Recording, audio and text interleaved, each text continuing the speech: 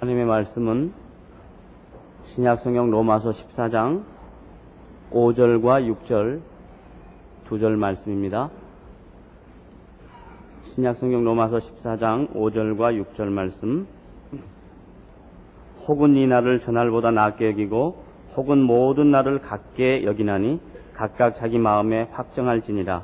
나를 중히 여기는 자도 주를 위하여 중히 여기고 먹는 자도 주를 위하여 먹으니 이는 하나님께 감사하며 먹지 않는 자도 주를 위하여 먹지 아니하며 하나님께 감사하느니라. 예수를 믿는 성도들에게 가장 중요한 일은 무엇이 옳고 무엇이 그르냐 하는 것일 겁니다. 기독교가 진리라는 차원에서 보면 배타적입니다. 우리만 옳고 다른 곳에는 옳은 것이 없고 구원이 없고 진리가 없습니다. 그러나 이 진리됨, 그래서 이 맞고 틀리고 하는 것이 정확해야 되는 것과 맞는다는 것이 좁아지고 얇아지는 것은 얘기가 다릅니다. 옳고 맞는 것 안에 그 내용이 부요해야 됩니다.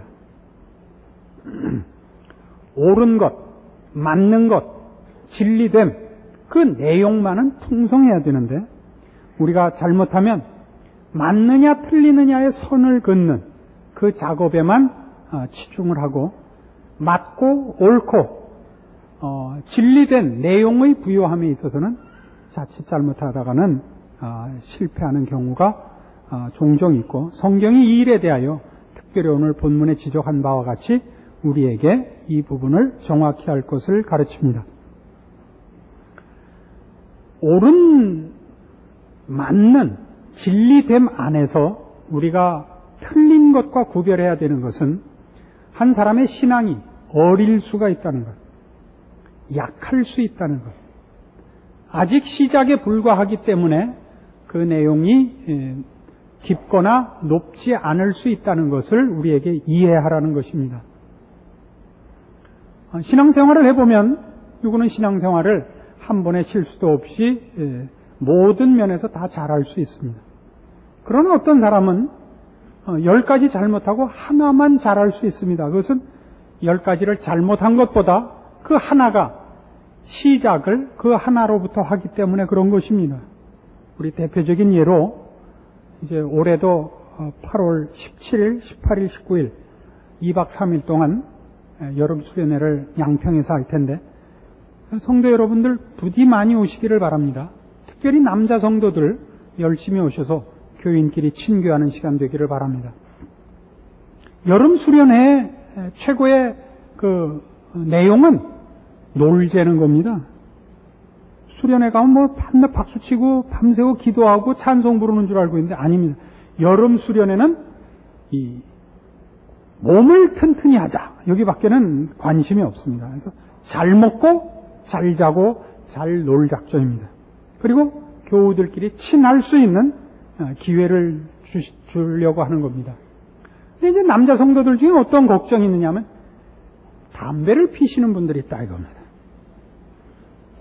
피시라 이겁니다. 우리는 그 수련회 참가 조건에 담배를 피느냐 안 피느냐를 묻는 것이 없고 코를 고느냐 안 고느냐를 따지지 않습니다. 그러나 숨어서 피시라 이겁니다. 그걸 뭘 잘한 짓이라고 대놓고 할 수는 없습니다. 그러나 여러분은 숨어서 한다면 상당히 자존심 상해하실 건데 담배 끊고 예수 믿지 못합니다. 예수부터 믿고 봐야 됩니다. 그러니까 예수 믿고 교회 나오시면 굉장히 잘하신 겁니다. 여러분은 사도 바울보다도 낫고 모세보다도 나은 겁니다. 그리고 그 믿음을 시작해놓고 그 다음에 더 높은 자리로, 더 깊은 자리로, 더 넓은 자리로 가는 것이지 모든 것 딱 다 끊고 시작 그럼 벌써 딱 완성이 되는 이런 시작은 아무도 없습니다. 그래서 이런 걸 우리가 오해하지 않아야 됩니다. 그가 마땅히 진보하고 더 나가야 될 텐데 하지 못해서 꾸중을 듣는 것과 그가 여러 잘못과 부족함에도 불구하고 이제 믿는 일에 어떤 것 하나를 시작한 것과는 구별할 줄 알아야 되는 것입니다. 이런 것이 우리들에게는 뜻밖의 그 이해력과 포용력에 있어서 부족합니다. 왜 그렇다고요? 옳고 그른 것을 칼질하는데 더 익숙하기 때문입니다. 그러나 이 문제는 한 사람이 성장하고 깊어져야 되는 걸 기다려야 된다는 시점에서만 그런 것이 아니라 하나님이 근본적으로 우리를 사랑과 따뜻함으로 보고 있고 그리고 우리에게도 그 시각을 가질 것을 요구하기 때문에 더더욱 그렇습니다. 민수기 11장에 가보십시다. 구약성경 214페이지 민수기 11장 24절입니다. 모세가 나가서 여호와의 말씀을 백성에게 고하고 백성의 장로 70인을 모아 장막에 둘러세우매 여호와께서 구름 가운데 강림하사 모세에게 말씀하시고 그에게 임한 신을 70장로에게도 임하게 하시니 신이 임하신 때에 그들이 예언을 하다가 다시는 아니하였더라. 그 농명된 자 중 엘다시라 하는 자와 메다시라 하는 자 두 사람이 진에 머물고 회막에 나아가지 아니하였으나 그들에게도 신이 임하였으므로 진에서 예언한지라. 한 소년이 달려와서 모세에게 고하여 가로되 엘닷과 메닷이 진 중에서 예언하더이다 하매 택한 자 중 한 사람 곧 모세를 섬기는 눈의 아들 여호수아가 말하여 가로되 내 주 모세여 금하소서. 모세가 그에게 이르되 네가 나를 위하여 시기하느냐? 여호와께서 그 신을 그 모든 백성에게 주사 다 선지자 되게 하시기를 원하노라. 사건의 개요는 이렇습니다. 모세가 이스라엘 백성을 인도하여 출애굽할 이때에 이스라엘 백성이 약 300만 명쯤으로 추산됩니다. 혼자서 다 이 일을 하고 있습니다. 백성들의 요구와 하나님의 명령이 다른 때가 많습니다. 그러면 하나님이 모세와 함께 하셔서 이스라엘을 구하시고 또 저들에게 필요한 것을 주셨다는 걸 인정하면서도 그들 개인적으로 마음에 들지 않는 것이 있을 때는 뭐라고 시비를 걸 수 있느냐 하면 정말 하나님이 그렇게 말씀하셨느냐? 아무도 옆에 증인이 없습니다. 네가 우리에게 하라고 하는 것이 네 개인적인 소견인지 하나님의 뜻인지 우리가 어떻게 하느냐라는 시비가 가능하고 또 하나는 네가 하나님 앞에 우리의 형편을 제대로 고하지 못해서 하나님이 우리 형편에 맞지 않는 명령을 내리신 것 아니냐 이런 시비도 가능했던 것입니다.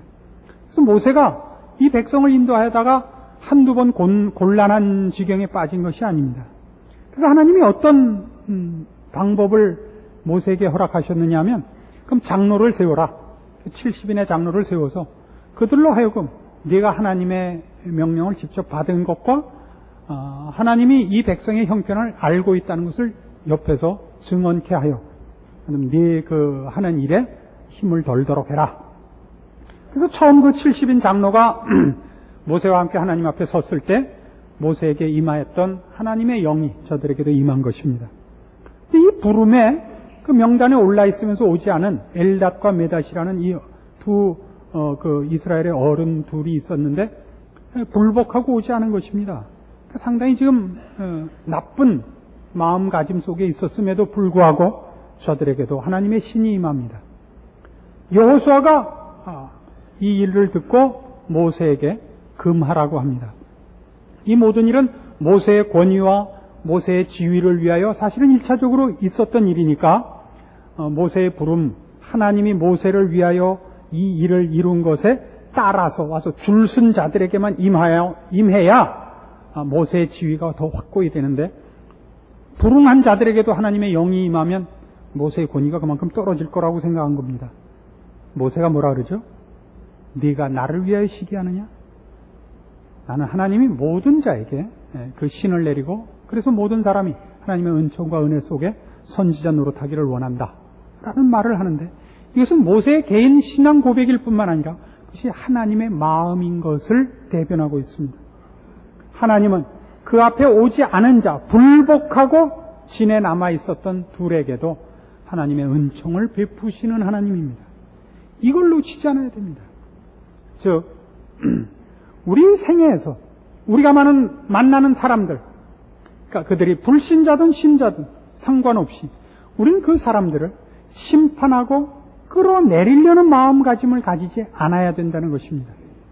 성경이 성도들에게 요구하는 신앙의 가장 중요한 분위기, 그 색깔은 따뜻한 마음이요, 사랑의 마음입니다. 요한복음 3장을 보십시오. 여러분 이거 너무나 잘 아는 유명한 구절입니다만 보통 오해하고 있는 구절 중에 하나입니다. 요한복음 3장 16절입니다. 잘 아시는 것이죠. 하나님이 세상을 이처럼 사랑하사 독생자를 주셨으니 이는 저를 믿는 자마다 멸망치 않고 영생을 얻게 하려 하심이니라. 우리 다 아는 말씀입니다. 그러나 이 말씀 속에 있는 이런 중요한 하나님의 마음을 놓치기 쉽습니다. 그건 뭐냐면 이런 것입니다. 예수를 믿으면 천국 갑니다. 예수를 믿지 않으면 지옥 갑니다. 맞는 말입니다만 여기엔 오해의 소지가 있습니다. 무슨 오해의 소지가 있냐면 예수를 믿으면 구원을 얻습니다. 맞습니다. 그럼 예수를 믿지 않으면 지옥 갑니다. 믿지 않은 불신의 벌로 지옥 가는 것은 아닙니다. 예수를 믿은 보상으로 천국 가는 것이 아니며 예수를 믿지 않은 불신의 그 벌로 지옥 가지 않습니다. 하나님은 우리에게 예수를 보내셔서 믿나 안 믿나 보는 것이 아닙니다. 믿으면 믿은 대가로 천국을, 안 믿으면 안 믿은 괘씸죄로 벌을 받는 것이 아닙니다. 예수 그리스도는 하나님이 그의 백성을 구원하기 위하여 보내신 분입니다. 구원하려고. 우리를 구원하는 방법이지 믿나 안 믿나 심사하고 시험하는 것이 아닙니다. 예수님이 오신 이유는. 이 말을 이해하시겠습니까? 3부까지는 이해한 사람이 하나도 없었는데 이 말이 갖는 뜻을 분명히 해주셨으면 해요. 우리는 다 원래는 죽게 돼 있고 심판과 하나님의 진노 아래 있습니다. 홍수에 떠내려가는 사람들과 같습니다. 하나님이 우리를 이제 구원하시려고 예수를 보냈습니다. 떠내려가는 사람한테 하나님이 이렇게 밧줄을 던져서 잡나 안 잡나를 보시는 것이 아닙니다. 그 밧줄로 우리를 묶어 꺼내신 것이 예수 그리스도와 십자가입니다. 물론 우리 쪽에서 보면 우리가 그 밧줄을 붙잡은 꼴이 됐습니다마는 하나님은 붙잡으면 구원하고 안 붙잡으면 내버려 두시는 식으로 예수를 보내신 것은 아닙니다. 예수는 우리가 아직 죄인 되었을 때 죽는 것입니다. 우리의 반응과 우리의 결단이 구원의 근거나 이유가 되지 않습니다. 로마서 내내 설명했던 것입니다. 즉 우리가 지금 확인하려고 하는 것은 즉 구원을 충분히 논하자는 것이 아니라 구원은 우리를 불쌍히 여기신 하나님의 사랑의 행위지 우리에게 무슨 던져진 하나의 기회가 아닙니다. 무슨 말인지 이해하시겠습니까?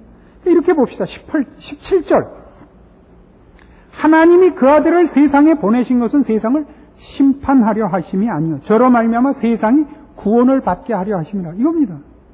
그러니까 예수를 보내신 것은 하나님이 우리를 사랑하시며 우리 편을 드시며 우리를 긍휼히 여기사 내미신 열심 있는 행위요 행동이지 어떻게 하나 보자가 아닌 것입니다. 하나님은 우리 편입니다. 우리를 사랑하십니다. 우리를 위하십니다. 그 시각, 그 마음을 놓치지 말라 이겁니다. 마태복음 9장으로 가보십시다. 10절 이런 사건을 한번 잘 보십시오. 여러분 마음에 어떤 생각이 드는가? 마태복음 9장 10절 예수께서 마태의 집에서 앉아 음식을 잡수실 때 많은 세리와 죄인들이 와서 예수와 그 제자들과 함께 앉았더니 바리새인들이 보고 그 제자들에게 이르되 어찌하여 너희 선생은 세리와 죄인들과 함께 잡수시느냐? 예수께서 들으시고 이르시되 건강한 자에게는 의원이 쓸데없고 병든 자에게라야 쓸데있느니라. 너희는 가서 내가 긍휼을 원하고 제사를 원치 아니하노라 하신 뜻이 무엇인지 배우라. 이거 얼마나 충격적인 말씀입니다. 저는 예전에 아직도 그러곤 있습니다만은 예전엔 좀 더 열심히 여러 사람을 도왔었습니다. 그 도운 사람들이 어떤 사람이냐면 쓸모없는 사람들, 저에게 도움을 요청하고 제 도움을 필요로 하는 사람들에 대해서는 제가 거의 외면하지 않았습니다. 그래서 이제 나중에 무슨 일이 생겼냐면 이번에도 미국에 갔을 때 잠시 그런 일이 있었습니다만 벨로무 떨거지들이 다 제 제자라는 겁니다. 저한테 밥 한 끼 얻어먹었든지 용돈을 탔었든지 무슨 등록금에 도움을 받았든지 따뜻한 말을 하나 들어 다 제 제자래요. 그러니까 제가 괜찮아졌다는 뜻일 겁니다. 근데 저는 그 친구가 제 제자라는 게 겁이 나요. 완전히 아니올시다란 말이에요. 그러나 할 수 없죠. 근데 이제 어떤 이가 저한테 저랑 좀 이렇게 신학적으로 좀 논쟁 대상인 사람이 이렇게 저를 흠을 잡았습니다. 박 목사는 어떻게 가르치는 사람마다, 제자들마다 쓸만한 사람이 없어. 그래서 정말 할 말이 하나도 없더라고요. 박동준 목사라고 이름을 댈 필요는 없지만, 어디 내놓을 사람이 없는 거예요. 창피해서. 가만 생각하니까, 우리 아들도 그렇고, 그러다가 이제 성경을 보니까, 바로 이런 얘기가 나오는 거예요. 건강한 자에게는 의원이 쓸데없고, 이제 이렇게. 그러니까 이제 저는 의사죠. 그죠? 이게 괜찮아요. 이게 우리한테 굉장히 중요한 문제예요. 우린 누구에게 쓸모 있어야 되는데, 우린 누구에게 쓸모가 있기보다는 상대방을 통해서 내가 증명이 되는 일밖에는 할 줄 모른단 말이죠. 그러니까 우리의 비평과 심판의 가장 나쁜 마음 씀씀이는 뭐냐 하면, 누구를 비평함으로써 나의 높은 견해, 분명한 시각, 이런 것, 즉 나를 증명하기 위해 상대방을 죽이는 거란 말이에요. 이건 굉장히 나쁜 겁니다. 이건 성경에서 가장 뭐라 그러는 대목이에요. 상대방을 살리기 위하여 기다리고 참고 견디는 것을 성경이 요구하고 있고, 그러기 위해서는 기꺼이 우리가 십자가를 지도록 요청하고 있습니다. 제사를 드린 것보다도 긍휼이 먼저라는 것입니다. 난 나 할 거 다 했다. 난 틀린 거 없다.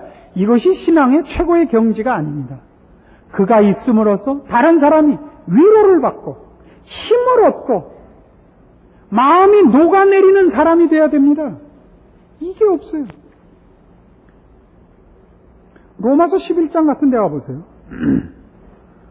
우리 하나님이 우리에게 어떻게 하셨는가, 이걸 아는 것이 이 신앙의 핵심에서 가장 중요한 근거가 될 겁니다. 로마서 11장 30절, 너희가 전에 하나님께 순종치 아니하더니 이스라엘에 순종치 아니함으로 이제 긍휼을 입었는지라. 이와 같이 이 사람들이 순종치 아니하니 이는 너희에게 베푸시는 긍휼로 이제 저희도 긍휼을 얻게 하려 하심이니라. 이 30절과 31절 보시면 뭐가 재밌냐면, 이 로마서 11장은 이스라엘 백성의 구원을 다루고 있는 데입니다. 근데 이스라엘 백성이 어떻게 구원을 얻는다고 사도 바울이 얘기를 하고 있냐면, 이방이 구원을 얻듯이 이스라엘이 구원을 얻을 것이랍니다. 이방은 어떻게 구원을 얻었느냐 그러면 이스라엘이 실패했기 때문에 구원을 얻었다는 겁니다. 말이 안 맞는 겁니다. 하나님은 그 계획하심과 그 일하심에 있어서 실패와 변경이 없으십니다. 실패가 없으시다는 것은 능력으로 하나님의 뜻을 이루시는 일에 능력으로 부족할 것이 없으신 분이고, 변경하시는 일이 없다는 것은 그 계획하시는 바가 처음부터 완전하신 분이라는 뜻입니다. 하나님은 그 지식과 지혜와 능력과 성실하심과 의롭고 거룩하신 모든 문제에서 조금도 흠이 없으십니다. 온전하신 분입니다. 그러나 우리의 이해를 위해서 이렇게 표현을 하는 겁니다. 지금부터 하는 건 우리의 이해를 돕기 위한 인간적인 표현이지 하나님이 그렇게 하신 건 아닙니다. 구원의 원래 계획은 이스라엘 백성을 통하여 모든 인류가 구원을 얻는 것입니다. 그래서 원래의 계획이라는 건 하나님이 그렇게 원래 계획을 가졌는데 중간에 그게 안 돼서 바꿨다라는 뜻의 원래 계획이 아니라 우리의 이해를 위한 원래 계획입니다. 되게 힘드네. 이스라엘 백성만 하나님의 백성이 아닙니다. 하나님은 처음부터 구원의 대상이 전 인류입니다. 그것은 아브라함을 부르는 데서부터 나옵니다. 아브라함은 복의 근원이요, 모든 족속이 그를 인하여 복을 받도록 부름을 받습니다. 아브라함과 그의 족속만이 아니고 아브라함을 부른 이유는 모든 족속을 구원하기 위한 중개자로 아브라함을 부르는 것입니다. 마찬가지로 이스라엘 백성은 제사장 국가입니다. 그건 출애굽기에 분명하게 못 박혀 있습니다. 제사장 국가로 이스라엘을 부릅니다. 이스라엘만 하나님의 백성이 아니요. 이스라엘을 제사장 국가로 삼아 이제 열방을, 모든 인류를 구원할 겁니다. 그러니까 우리가 이해하는 식으로 하자면, 이해하기 좋게 하자면, 하나님이 강물에 떠내려가는 우리를 구원하기 위하여 이스라엘 백성을 막대기로 쓰는 겁니다. 그래서 우리가 그 막대기를 붙잡고 이제 구원을 얻을 것입니다. 이놈의 막대기가 부서졌습니다. 이스라엘 백성은 제사장직을 실패했을 뿐만 아니라 스스로의 신앙, 하나님 백성된 신앙마저도 실패합니다. 그러면 그 막대기가 있어야 우리를 꺼낼 텐데 그 막대기가 없어져 버렸습니다. 그럼 우리를 어떻게 구원합니까? 할 방법이 없죠. 그냥 성경의 얘기는 이겁니다. 그래서 하나님이 이방은 구하셔야겠고 이스라엘 백성은 막대기 노릇을 안 하고 없어졌기 때문에 직접 손을 내밀어 붙잡았답니다. 막대기를 꺼내서 우리 보고 붙잡으라 그런 것보다 이게 낫죠. 하나님 직접 손으로 우리를 붙잡아내신 게 얼마나 다행입니까? 그러면 이제 이스라엘은 어떻게 되는가? 바울의 논리는 이렇습니다.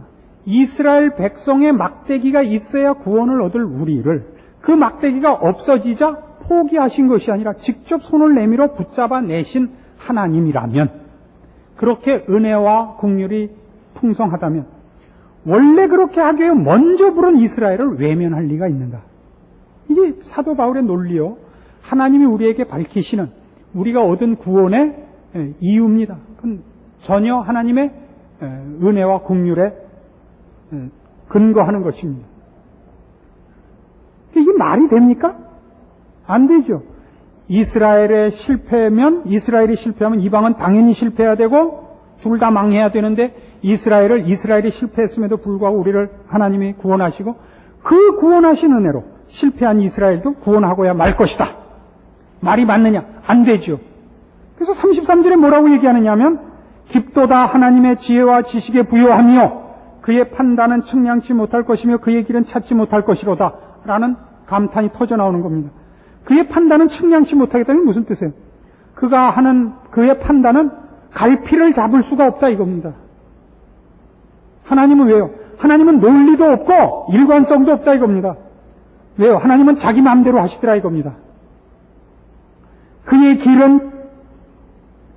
판단은 측량치 못할 것이고 그의 길은 찾지 못해요. 어떻게 할지 알 수가 없어요. 그래서 놀라는 깊도다 하나님의 지혜와 지식에 부여하며, 우리가 이해하기 좋게 해볼까요? 하나님은 우리를 구원하시고 우리 편을 드시는 이 일에 있어서 어떤 논리성, 어떤 일관성, 어떤 근거를 가지시느냐? 아무것도 없습니다. 하나님은 그의 자비와 긍휼로 우리 편을 드십니다. 그래서 그가 우리를 구원하시고 우리 편을 드신 모든 것은 말이 안 되는 방법이요, 무경우요, 억지입니다. 그러니까 이걸 사실은 이렇게 표현해 맞습니다. 이건 우리 인간적인 표현이지 이건 가볍게 볼 말은 아닙니다. 깊도다 하나님의 억지와 무경우요 이겁니다. 아시겠어요? 하나님은 그렇게 우리 편입니다. 무조건 우리 편입니다. 무조건 우리 편. 그 우리 편을 들게 하나님은 논리를 초월하시고 비약하시고 그 객관성, 공의로움을 넘어오십니다. 뭘 하기 위해서요? 우리를 사랑하시고 복주시기 위해, 우리를 편들기 위해, 은혜와 긍휼을 베풀기 위해서 말이죠. 그러니까 하나님이 우리에게 그 눈으로 다른 사람을 보려는 겁니다. 네가 그렇게 구원을 얻었고 이제 또 구원하는 모든 이들을 하나님이 그런 마음으로 구원해내실 겁니다. 그러니까 우리가 봐서 저거 사람이라고 할 수 있어, 이렇게 얘기하지 말라 말입니다. 네가 그렇게 구원을 받았고 또 구원 얻을 모든 사람이 그 사람이 가진 조건이나 자격에 의해서가 아니라 오직 하나님의 이 깊도다 하나님의 무경우와, 아시겠죠? 억지에 부요하며로 부름을 받을 것입니다. 그러니까 누구에게도 눈에 힘주고 째려보지 말라 말입니다. 이게 신앙입니다. 또 우리는 얼마나 쉽게 사람을 심판합니까? 누구는 새벽 기도를 강조하며, 누구는 철야 기도를 강조하며, 누구는 성경 읽기를 강조합니다. 다 옳습니다. 그러나 그걸 강조해서 그렇지 않은 자를 심판해서는 안 됩니다. 하루의 첫 시간을 하나님 앞에 드리지 않고서 무슨 신앙인이라고 얘기할 수 있느냐? 이렇게 얘기할 수 없습니다. 새벽 기도하는 것은 귀하고 훌륭한 것입니다. 그러나 내가 새벽 기도를 하니까 안 하는 사람은 다 간첩이다. 이렇게는 얘기하지 말자고요. 거기엔 다른 답이 있을 수 있습니다. 새벽에 일어나서 나오면요, 그게 기도가 제대로 안 돼요. 반은 졸고 반은 기도하고 비몽사몽이 되니까 정신 차렸을 때 하는 기도가 나요. 그래서 점심때라든가 저녁 때 하는 게 낫습니다. 그러니까 또 뒤집어서 새벽 기도하는 것들은 괜히 겉멋만 들은 거야. 새벽 기도 간다는 행위만 있지 가서 실제로 기도해? 1시간씩 엎드려 있어봤자 절반은 골더라. 뭘 골아요? 코를 고는 거죠. 뭐. 이렇게 얘기할 거 없어요. 서로 그러지 말자고요. 누가 새벽 기도를 강조하면 그렇게 얘기하십시오. 귀한 일입니다. 집사님은 어쩜 그렇게 주를 사랑하는 열심이 그렇게 뛰어나십니까? 저는 참 부럽고 제가 부끄럽습니다. 그렇게 얘기하세요. 그리고 여러분 새벽 기도 안 하면 되잖아요. 그걸 뭘 누가 오르냐고 그냥 조상을 나열하면서 칼 뽑고 싸우세요. 그거는 점심에 하세요. 아니 기도만 하면 다야? 결국 신앙이라는 게 그렇게 사는 거 아니야? 그러니까 잘 먹고 먹을 때 먹고 잘 때 자고 신자로서 살아야지. 난 짬만 있으면 먹고 자. 박동준 목사의 지론입니다. 그래서 뭐가 불만 있어요? 그러라고요. 잘 먹고 잘 사세요. 잘 쉬어라 쉬어. 우지 말고 쉬어. 마루를 구르며 노는 어린 것. 왜 시비해? 우리가 누구를 공격해서 당신 왜 이렇게 안 해? 그러는 말은 전부 뭐 때문에 나오는 거냐면 나는 해. 난 잘났고 넌 못 났어. 이거란 말이에요. 결국은 상대방을 하나님의 사람으로 진전시키기 위해서 그러는 거 아니라고요. 그게. 그래서 하는 지적은 다 나쁜 것입니다. 상대방을 향한 어떤 꾸중도 그것이 상대방을 위한 것이어야 됩니다. 상대방을 위한 것이 아니라 나를 증명한 것이어서는 안 되며 안타까움을 가지거든 그게 고함질러서 될 일인지 기다려야 될 일인지 그를 어떻게 해야 그가 좀 더 나은 신앙의 자리에 있어야 할지 좀 더 깊은 생각과 넓은 마음을 가지고 옆에 가야 되는 것입니다. 누가복음 10장에 가시면 그래서 이 일에 대한 주님의 직접적인 가르치심이 있습니다. 음미해야 됩니다. 깊이 음미해야 됩니다. 누가복음 10장 25절입니다. 어떤 율법사가 일어나 예수를 시험하여 가로되 선생님 내가 무엇을 하여야 영생을 얻으리이까? 예수께서 이르시되 율법에 무엇이라 기록되었으며 네가 어떻게 읽느냐? 대답하여 가로되 네 마음을 다하며 목숨을 다하며 힘을 다하며 뜻을 다하여 주 너의 하나님을 사랑하고 또한 네 이웃을 네 몸과 같이 사랑하라 하였나이다. 예수께서 이르시되 네 대답이 옳도다 이를 행하라 그러면 살리라 하시니 이 사람이 자기를 옳게 보이려고 예수께 여짜오되 그러면 내 이웃이 누구오니까? 어떤 율법사가 와서 예수님께 내가 뭘 하면 구원을 얻습니까? 뭘 하면 다 된 겁니까? 하나님을 사랑하고 이웃을 사랑하라. 하나님은 누군지 분명하죠. 하나님과 하나님 사랑하는 것과 그 다른 것과는 그 분명합니다. 선이. 그러나 이웃을 사랑하라는 건 어디까지인지 선이 분명치 않죠. 그러니까 선을 그어 주십시오. 사둔의 8촌까지입니까? 반경 2km입니까? 묻는 겁니다. 어디까지 하면 내가 내 이웃을 사랑한 책임을 다한 것이 됩니까? 주님이 이 질문에 대답을 하시는데 유명한 선한 사마리아인 비유입니다. 강도 만나서 누가 죽게 됐습니다. 다 외면하고 지나갔지만 사마리아인이 그를 구해줬습니다. 36절 예수님이 묻습니다. 내 의견에는 이 세 사람 중에 누가 강도 만난 자의 이웃이 되겠느냐? 자비를 베푼 자입니다. 예수님 대답이 그렇습니다. 옳도다. 너도 가서 이렇게 해라. 이 율법사의 질문은 뭐였냐면 내가 내 신앙, 내 구원을 위하여 어디까지가 내 책임입니까? 어디까지 하는 것이 내 책임입니까? 예수님의 반문은 이겁니다. 강도 만난 사람이 볼 때 누가 이웃이었겠느냐? 전혀 다릅니다. 질문이. 지금 이 율법사의 얘기는 이겁니다. 내가 어디까지 하면 내가 잘한 겁니까? 이거예요. 예수님의 대답은 사랑이라든가 구제라는 것은 받는 사람 입장에서 해야지 하는 사람 입장에서 하는 것 아니다 이겁니다. 이웃을 사랑하라는 것은 사랑이 필요한 사람 쪽에서 채점이 돼야지 베푼 쪽은 아닙니다. 베푼 쪽이 아니라는 건 뭐냐면 사랑을 베푼 쪽에서 평가하는 건 나는 어디까지 사랑했다거든요. 즉 상대방을 위한 것이 아니라 사랑, 구제, 희생 뭐든지 다 내가 어떻게 남다른가를 증명하기 위한 것이지 상대방을 위한 게 아니라고요. 이렇게 얘기해 봅시다. 신앙생활을 같이 하다 보면 이건 분명히 충고해야겠다 하는 잘못을 성도들 중에서 하는 경우가 있습니다. 그때 우리가 옆에서 충고해야 됩니다. 잘못을 지적해야 됩니다. 그러나 그걸 이런 상대방을 위해서 하지 않고 자기를 위해서 하는 경우가 너무나 많습니다. 잘 보세요. 상대방에게 호되게 꾸중을 하죠. 무슨 소리야? 상대방이 듣고 깜짝 놀라고 그랬습니까? 잘못했습니다라고 상대방이 뉘우쳤어요. 그걸로 끝나요? 아니요. 그건 두고두고 얘기합니다. 아니 글쎄 말이야. 지난번에 내가 성가대에 앉아있는데 누가 예수를 믿는 거하고 이거하고 글쎄 같대. 그래서 내가 무슨 소리야 당신? 그래갖고 예수 믿을 거야 말 거야? 당신 그러면 안 돼. 상대방이 얼마나 놀랐는지 말도 못하고 얼굴만 빨개지더라고. 그러니까 상대방이 고쳤느냐 어떻게 정답이 왔느냐는 아무 상관이 없고 내가 얼마나 그때 필요한 얘기를 정확히 했으면 아가리 다 닥치고 꼼짝도 못하더라. 이건 안 된단 말이에요. 이건 아주 쌍놈 새끼예요. 나 잘났다를 위해서 모두를 죽이고 다니는 거예요. 시체 위를 뛰어다니는 거예요. 이건 신앙이 아니에요. 내가 어떻게 그때 정답을 얘기해서 모두를 입 다물게 했는가? 그때 옆에 목사님도 있고 장로님도 있는데 다 얼굴만 빨개지고 꼼짝도 못해. 이건 안 된다고요. 내가 한 얘기를 잊어야 돼요. 상대방이 정답을 알아먹고 상대방이 바른 길을 찾기 위해서 그걸로 여러분은 할 일 다 한 거예요. 내가 어쨌다고요. 신앙이 뭔지 아시겠어요?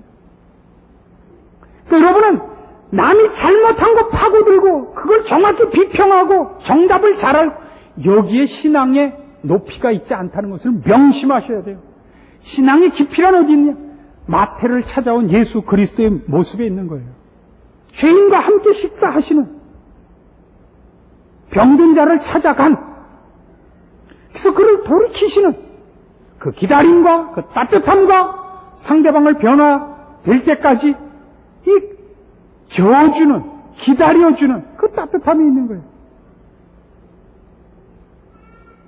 교회가 이래서 되겠어? 우리 성가대가 이래서 되겠어? 기딴 소리는 하지 마세요. 그거 뭐 이래서 되겠어? 할 말이 있어? 묵묵히 나와서 그래서는 안 되는 일 하지 마시고 꼭 그래야만 되는 일을 몸소 하세요.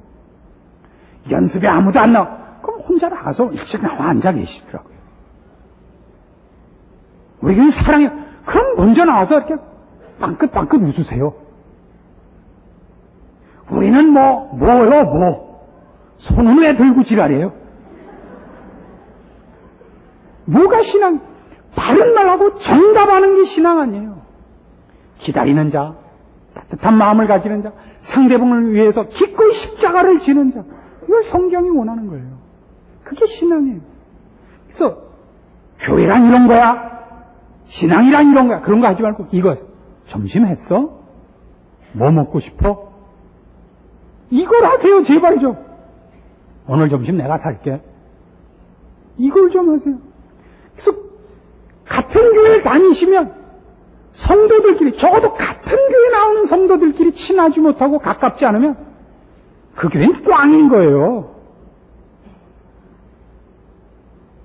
세상에서 서로 적대 관계고 경쟁적이고 상대방을 죽여야 사는 것이 생존의 법칙이지만 교회는 아닌 겁니다.